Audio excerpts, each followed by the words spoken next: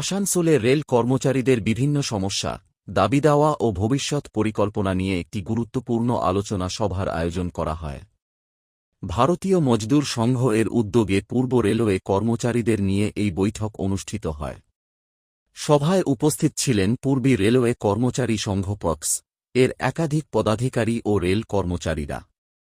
সভায় কর্মচারীদের কর্মপরিবেশ, শূন্যপদ পূরণ, অষ্টম বেতন কমিশন, পুরনো পেনশন প্রকল্প, বিভিন্ন ভাতা, বোনাস ও কর্মচারীদের কল্যাণমূলক বিষয় নিয়ে বিস্তারিত আলোচনা হয়।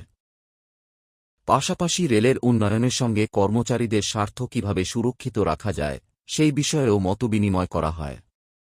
এদিন কর্মচারীদের হাতে একটি তথ্যপত্র তুলে দেওয়া হয়, যেখানে সংগঠনের বিভিন্ন দাবি ও গুরুত্বপূর্ণ বিষয় তুলে ধরা হয়েছে।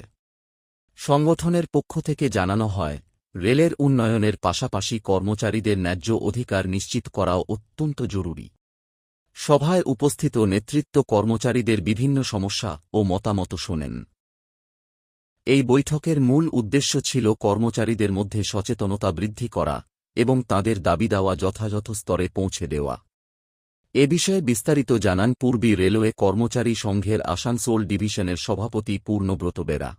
এটা পূর্ব রেলওয়ে কর্মচারী সংঘ ভারতীয় মজদুর সংঘের যে রেলের যে কাজকর্ম দেখাশোনা করে, তো ভারতীয় রেলওয়ে মজদুর সংঘের যে পূর্বাঞ্চলীয় শাখায় পূর্ব রেলওয়ে কর্মচারী সংঘে আসানসোল ডিভিশনের আজকে মিটিং ডাকা হয়েছিল।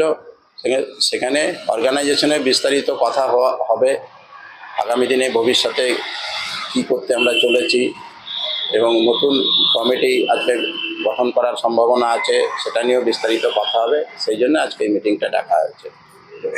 হ্যাঁ, আগামী দিনে আমাদের যে মজদুররা, আমাদের যে এমপ্লয়িজরা যে ডিপ্রাইভ আছে, বিভিন্ন ক্যাটাগরিতে প্রচুর ডিপ্রাইভ আছে, তার কোনো ইকুয়ালিটি নেই, সমতা নেই।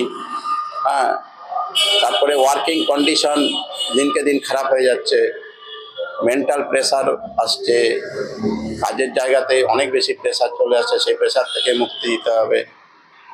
এবং সবচেয়ে বড় কথা, আমাদের যে সামনে যে পে কমিশনগুলো আসছে, সেখানে আমাদের যে দাবি দেওয়াগুলো আরও ভালো করে, যে দুটো অর্গানাইজেশন যারা এতদিন ধরে 70-80 বছর ধরে রয়ে গেছে, তারা সেইভাবে তুলে ধরছে না, শ্রমিক আর মজদুরের কথাটা তুলে ধরছে না।